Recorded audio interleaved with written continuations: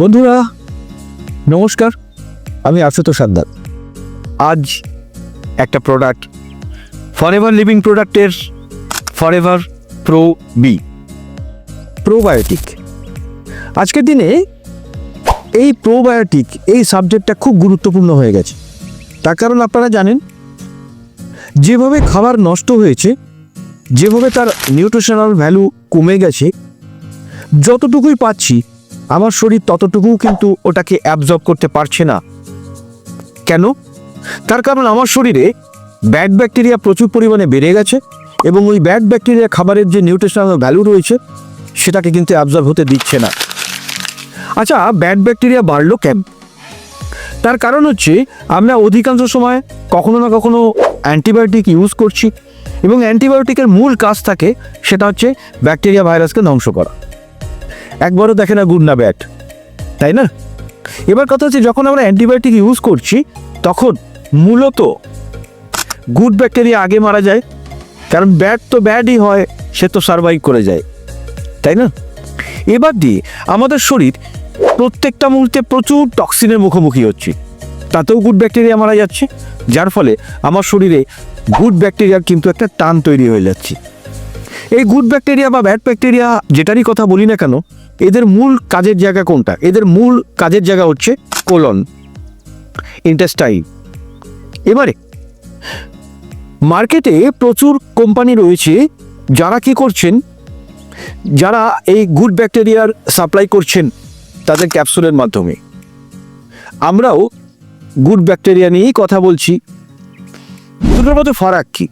প্রথম কথা বলি, কমনটা কি? কমন হচ্ছে আমরা 610 নিয়ে কাজ করি, তারাও 610 নিয়ে কাজ করছে। দুটো জেনাস ইউজ করা হয়, একটা হচ্ছে বাইফিডোব্যাকটেরিয়াম, একটা হচ্ছে ল্যাক্টোব্যাসিলাস গ্রুপ। তারাও এটা করছে। তা তারাও যদি এটা করছেন আর আমরাও যদি সেম ব্যাকটেরিয়া দিচ্ছি, তাহলে আপনি কেন আমাদেরটা নেবেন আর তাদেরটা নেবেন না? কারণ যদি প্রাইসের কথা বলা হয়, তারা তো অনেক কম প্রাইসে দিচ্ছে। কথাটা হচ্ছে বন্ধুরা, আপনি যে প্রাইসই দিন না কেন, আপনাকে একটা জিনিস কিন্তু খেয়াল রাখতে হবে, আপনার পয়সা যেন নষ্ট না হয়। কমই দিন আর বেশিই দিন। তো ফরএভার লিভিং প্রোডাক্ট ইন্টারন্যাশনাল যে গুড ব্যাকটেরিয়াটা আপনাকে দিচ্ছে সেটা কেন মার্কেটের থেকে আলাদা? প্রথম কথা, যে বেডলেটসগুলো তৈরি করা হচ্ছে সেগুলো ক্রায়ো প্রোটেকশন টেকনোলজিকে ইউজ করা হচ্ছে। এই ক্রায়ো প্রোটেকশন টেকনোলজির কারণে বেডলেটসের ভেতরে এই স্ট্রেনগুলো একদম ইনট্যাক্ট থাকছে, জীবিত থাকছে। আর যে কন্টেনারটার ভেতরে এই বেডলেটসগুলোকে রাখা হচ্ছে, এই কন্টেনারটা অ্যাক্টিভ ভায়াল টেকনোলজিতে ইউজ করা।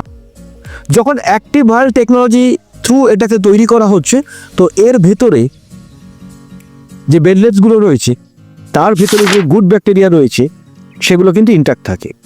আর একটা বেডলেটসের ভেতরে ফরএভার লিভিং প্রোডাক্ট ইন্টারন্যাশনাল দেয় 8 বিলিয়ন CFU। 8 বিলিয়ন CFU মানে 8 বিলিয়ন কলোনি ফর্মিং ইউনিট। তাহলে সংখ্যায় বেশি, ভালোভাবে রাখা রয়েছে এবং ভালো জায়গায় রাখা রয়েছে। কিন্তু এর থেকেও বড় টুইস্ট সেটা হচ্ছে, এই যে বেডলেটসগুলো তৈরি করা হচ্ছে, এই এনক্যাপসুলেশন প্রসেস যেটা, এই প্রসেস একটা বিশেষ প্রসেসে এটাকে তৈরি করা হচ্ছে এবং এটা পেটেন্টেড। এই এনক্যাপসুলেশন প্রসেসের কারণে যেখানে সেখানে কিন্তু গুড ব্যাকটেরিয়া রিলিজ হয় না, কেবলমাত্র কোলনে গিয়েই কিন্তু রিলিজ করা হয়। আর বাকিরা স্টমাকে গিয়ে কিন্তু তার গুড ব্যাকটেরিয়াকে রিলিজ করে দিতে বাধ্য হয়। যার ফলে কি হচ্ছে, অ্যাকচুয়ালি তো লাগবে গিয়ে কোলনে না, যেখানে গিয়ে নিউট্রিশন অ্যাবজর্ব হবে আমার শরীরে। তো আলটিমেটলি যেহেতু এটা পেটেন্টেড রয়েছে, এনক্যাপসুলেশন প্রসেসটা পেটেন্টেড রয়েছে, পৃথিবীর কোনো কোম্পানি এটাকে ডুপ্লিকেট করতে পারবে না। যার ফলে এটা এক এবং অদ্বিতীয়, যার ফলে এটার কোনো কম্পিটিটর নেই। তাহলে এটাকে আপনি খাবেন কিভাবে? এটাকে আপনি খাবারের আধা ঘন্টা আগে খেতে পারেন, অথবা খাবার খাওয়ার পরে 2 ঘন্টা পরে এটাকে খেতে পারেন। কিন্তু আরেকটা টুইস্টের কথা বলি বন্ধুরা, এটাকে বেস্ট কাজ করাতে হবে। তো তাহলে এটা যদি প্রোবায়োটিক হয়ে থাকে, তাহলে একটা প্রিবায়োটিক সিচুয়েশন তৈরি করতে হবে। এই প্রিবায়োটিক সিচুয়েশনটা তৈরি করে ফরএভার অ্যালোভেরা জেল। যদি সকালবেলা উঠে ঘুম থেকে আপনি ফরএভার অ্যালোভেরা জেল খেয়ে নিলেন এবং আধা ঘন্টা বাদে আপনি উষ্ণ জল খেয়ে নিলেন এবং তার 5-7 মিনিট বাদে নর্মাল জলের সাথে আপনি একটা বেডলেস নিয়ে নিলেন, 4 থেকে 5 মাস বন্ধুরা, যদি এটাকে যেটা বললাম এটা যদি আপনি করতে পারেন 4 থেকে 5 মাসের মধ্যে জাস্ট টুইস্ট দেখবেন আপনার শরীর কতটা গুড ফিলিংয়ে চলে আসে।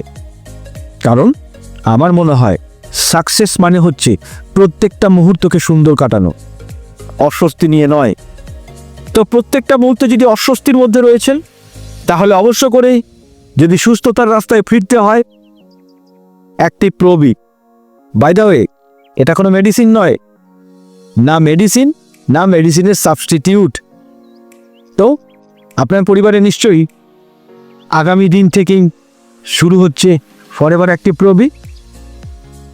ইউজ করুন, খুব ভালো থাকবেন। আজ এখানে শেষ করলাম, নমস্কার।